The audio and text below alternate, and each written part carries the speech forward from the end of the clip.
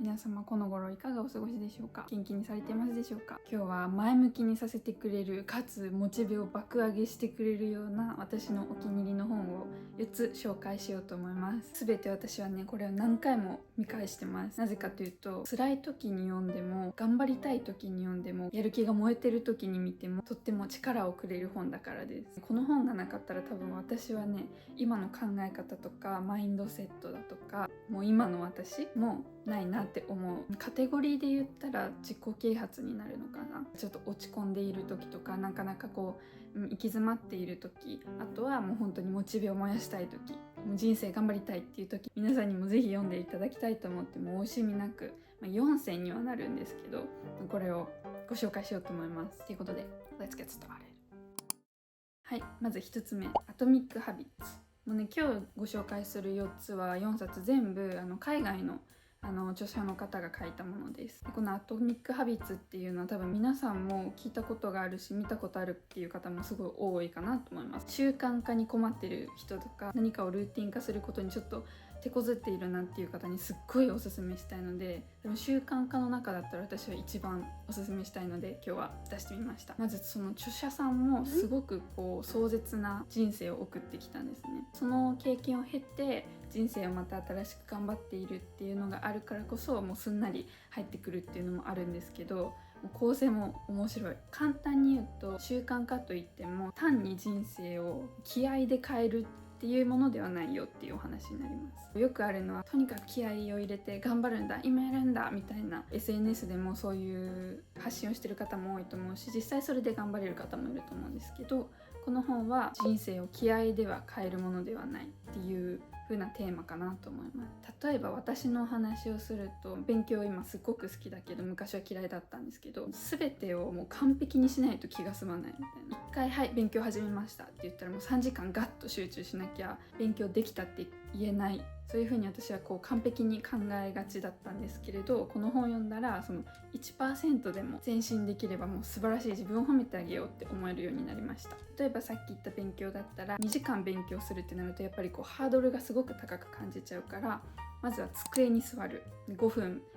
教材を見るとか、ジムに行くだったらそのジムでも全部やるとかじゃなくて、まずジムウェアを着る、でまず自分を一歩進んだから褒めてあげる。それだけでも自分にとっては何か行動したっていうことになるから、まずはそこから始めるっていう習慣づけ方でいいんだなって思えるような本でした。もういつも私がいろんなところで言っているように、モチベーションはそのやる気が燃えた時に出るものだから、それを継続しなきゃいけないけど簡単ではない、最初は簡単ではないことだから、この本を読むと仕組みをね理解した上でこう自分が頑張ろうって思えるようなこう道筋をね示してくれるので、やる気よりもこう仕組み、道のりを信じられるようになるような本でした。何か早起きでもいいし、勉強でもいいし、ランニングでもいいし、何か継続したいことがある、何かちょっと目標に向かって継続的に頑張りたいことがあるっていう方には本当にとってもおすすめですし、あとは生活をこう整えたい方にもおすすめです。で次2冊目、多分こういうお話ししてる中でも何回か出てきたかと思うんですけど、感情戦略。ものすごい題名だけど、現代は The Mountain is You 山はあなた。これを読み始めた時は何回も何回も読み返してました。でどういう本かっていうと、感情と事実は同じじゃないから、それをこう冷静に捉えさせてくれるような本でした。感情はもう天気のようなもので、今嫌だなって思ったとしても1年後には忘れてるじゃないですか。例えば仕事とかで失敗して、今日悪い日だったなっていうことがあっても、悪い人生じゃないから乗り越えようって思えるような本。本当にこれはね、落ち込んだ時とか行き詰まってしまった時、今ここからどうしようって悩んでる時、じゃあこう一緒に考えてみましょうみたいなところも結構あるので、なんかそれをやっていくとも自己理解にもつながるし、これから自分がどういう風な方向に行くのが正しいんだろうっていうののヒントになってくれました。冷静に前を向かせてくれたし、お前頑張れよみたいな、そういうモチベもくれました。結構こう感情を中心にしてしまっていた時があったので、その感情とちょっと距離を置いて自分を客観視してというか、感情だけでこれが私なんだなって思わなくていいようになるような本でした。だからちょっと自分の気分によって結構生産性が左右されてしまうとか、感情の波がすごい人とか、何か頑張りたいことがあるのになかなか気持ちの面でこう進もうと思えないっていう方にとってもおすすめの本です。はい、で次3つ目、これはね、でもこの4つの中で一番私が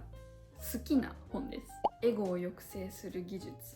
エゴ is the enemy っていう現代なんですけど、これもまた題名はすごいんですけど、優しい本、啓発本でもあるし、ビジネス頑張りたい人にも向いてる本だと思います。とにかく自分をより理解してより生きやすくさせてくれるような本でした。エゴっていうと結構プライドが高い人みたいな、内容かなって最初は私も思ったんですけど、そうではなくて、私はめちゃめちゃすごいんだっていうのもエゴだとするじゃないですか。でもそれだけじゃなくって、私はダメだな、嫌われたな、もう失敗したから終わりだなっていう風に思ってしまうこともエゴっていう風に捉えてる本です。単に自信がありすぎる人向けの本ではない。だからそういう風に全部が自分のことだとか、全部自分にギュッと詰まっちゃうような考え方をしなくて済む。言い方を変えると、ちょっとどんな方向だとしてもその自己中心的な考え方から離れて、純粋に自分のやりたいこと、自分の夢を後押ししてくれるような本でした。これはね、私が全部を自分のことに結びつけてしまって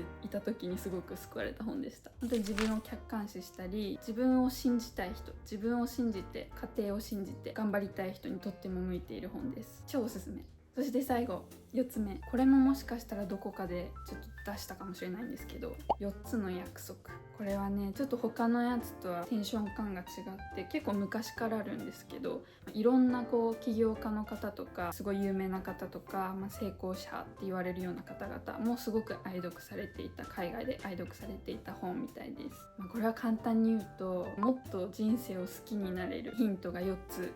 入っている本ですね。4つのパートに分かれて教えてくれている本です。軽くその4つを出すと、まず1つ目の約束、言葉を誠実に使うこと、正しく使うこと。2つ目は物事を個人的に受け取らないこと。3つ目は思い込みで決めつけないことで、4つ目は自分にできるベストを尽くすこと。これね、全部すごくよくって、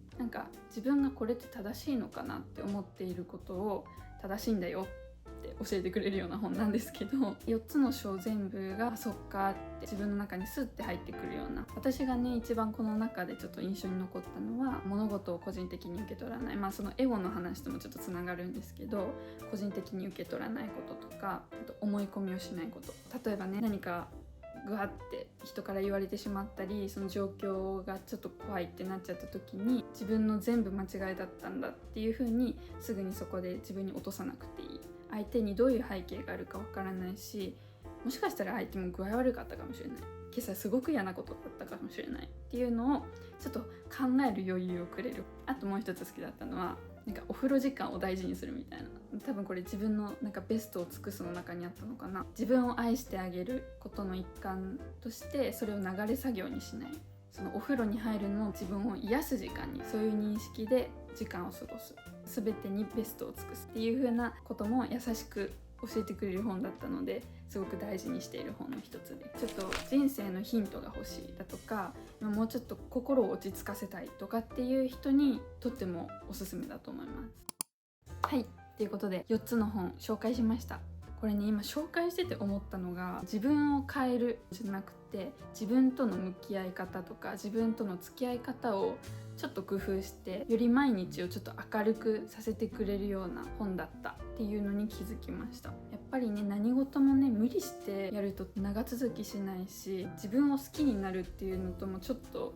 離れちゃうのかなって思うので、こういう本とかでね、自分の考え方とかをちょっと落ち着かせてあげる、この4つの本たちのおかげで自分をね、客観視するヒントをもらえたりとか、あとはモチベーション、生産性、マインドセットの形成とかにもすごく手を貸してくれたような素敵な本たちなので、皆さんもよければ読んでみてください。海外の本何が好きかっていうと、日本にいるだけでは得られない視点だとか、海外ならではの言い回しというか考え方っていうのがすごく溢れているので、楽しく読めるので、私はとっても好きなんですね。だから一つでもちょっと読んでいただけたらとっても嬉しい気持ちです、ね。本を読むってなるとやっぱりちょっと時間もいるし、ちょっと構えちゃうこともあるかなって思うんですけど、でもそんなことなくて、私はね、朝コーヒーを飲んで飲み終わる間に読むっていうのを決めてたので、もう毎日2ページとかでも全然いいし、ちょっと読み進めてみるだけでもすごく楽しい本たちなので、